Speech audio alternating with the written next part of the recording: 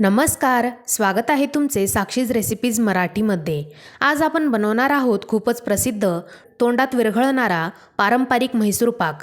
हा म्हैसूर पाक अगदी हॉटेलसारखा सॉफ्ट आणि परफेक्ट येतो। चला तर मग रेसिपीला सुरुवात करूया। म्हैसूर पाक बनविण्यासाठी इथे मी घेतले आहे 1 कप बेसन पीठ। म्हैसूर पाकसाठी आपल्याला एकदम बारीक बेसन पीठ घ्यायचे आहे। सर्व मेजरमेंटसाठी मी याच कपाचा वापर केला आहे।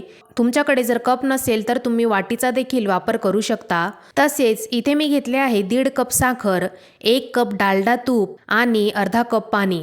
आता सर्वात आधी आपण बेसन नीट चाळून घेऊयात, म्हणजे गुठळ्या राहणार नाही व यामुळे टेक्स्चर मस्त येते। तसेच आपल्याला म्हैसूर पाक सेट करण्यासाठी एका भांड्याला अशा प्रकारे तूप लावून घ्यायचे आहे। इथे मी एक प्लेट घेतली आहे। आता सर्वात आधी इथे मी गॅसवर एका बाजूला तूप गरम करण्यासाठी ठेवले आहे। आता गॅसवर इथे मी एक जाड बुडाची कढई ठेवली आहे। आता यात मी साखर घालत आहे व त्यात पाणी घालत आहे। साखरेला आपल्याला मध्यम आचेवर विरघळून घ्यायचे आहे।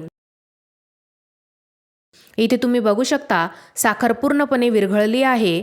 आता आपल्याला साखरेला अजून 5 मिनिटे शिजवून घ्यायची आहे। आपल्याला साखरेची जाडसर एकतार होईपर्यंत शिजवायची आहे। 5 मिनिटे झाले आहे। आता आपण चेक करून बघूयात। तुम्ही इथे बघू शकता साखरेची तार थोडी थोडी बनत आहे, त्यामुळे अजून आपण साखरेला 2 मिनिटे पुन्हा शिजवून घेऊयात। 2 मिनिटे झाले आहेत। तुम्ही इथे बघू शकता साखरेची छान जाडसर तार बनत आहे। आता आपल्याला गॅस थोडा कमी करायचा आहे आणि आता यात मी बेसन पीठ हळूहळू साखरेच्या पाकात घालत आहे। यावेळी याला आपल्याला सतत ढवळत राहायचे आहे, म्हणजे गुठळ्या पडणार नाही। इथे तुम्ही बघू शकता आपले मिश्रण छान एकत्र झाले आहे, गुठळ्या पडल्या नाहीत आणि आपले मिश्रण जाड व्हायला लागले आहे। आता आपण यामध्ये गरम केलेले तूप थोडे थोडे करून घालायला सुरुवात करूया। तूप टाकल्यानंतर आपल्याला त्याला ढवळत राहायचे आहे, जेणेकरून तूप त्यात छान मुरेल व त्यानंतरच दुसरे तूप घालायचे आहे।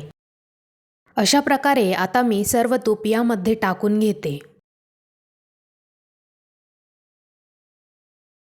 हळूहळू तुम्ही बघू शकता आपले मिश्रण छान फसफसू लागले आहे आणि त्याचा कलर देखील हलका सोनेरी झाला आहे व कढईच्या कडांपासून मिश्रण सुटू लागले आहे। आता यात मी उरलेले सर्व तूप घालत आहे व पुन्हा एकदा व्यवस्थित मिक्स करून घेते। तुम्ही बघू शकता की मिश्रण एकदम हलके झाले आहे आणि कडेला तूप सुटलेले आहे। आता इथे मी गॅस बंद केला आहे व लगेच हे मिश्रण तूप लावलेल्या प्लेटमध्ये काढून घेत आहे व याला मी व्यवस्थित हळूवार पसरवून घेत आहे। यावर आपल्याला दाब द्यायचा नाही आहे। इथे तुम्ही बघू शकता मिश्रण मी छान एकसारखे केले आहे। आता आपण याला 5 मिनिटे थंड करून घेऊयात। 5 मिनिटांनंतर मिश्रण थोडे गरम असतानाच सुरेने याला आपण काप करून घेऊयात। आता आपण याला 15 ते 20 मिनिटे पूर्णपणे थंड होण्यासाठी ठेवूयात। 20 मिनिटे झाले आहे। म्हैसूर पाक पूर्णपणे थंड झाला आहे। आता आपण याचे तुकडे वेगळे करून बघूयात। तुम्ही बघू शकता म्हैसूर पाकला किती छान सोनेरी रंग आला आहे आणि त्याला टेक्स्चर देखील खूप छान आले आहे आणि म्हैसूर पाक एकदम खुसखुशीत झाला आहे। तुम्ही याला बंद डब्यात ठेवू शकता, तो छान 7 ते 8 दिवस टिकतो। तर मग तुम्हाला रेसिपी कशी वाटली? तुम्ही देखील रेसिपी नक्की ट्राय करा आणि जर ही रेसिपी तुम्हाला आवडली असेल तर व्हिडिओला लाईक व साक्षीज रेसिपीज मराठीला सबस्क्राईब करा आणि अशा सोप्या पद्धतीने आपण घरीच बनवलेला परफेक्ट म्हैसूर पाक तुम्हाला कसा वाटला ते कमेंट करून नक्की सांगा। पुन्हा भेटूया नवीन रेसिपीमध्ये, तोपर्यंत धन्यवाद।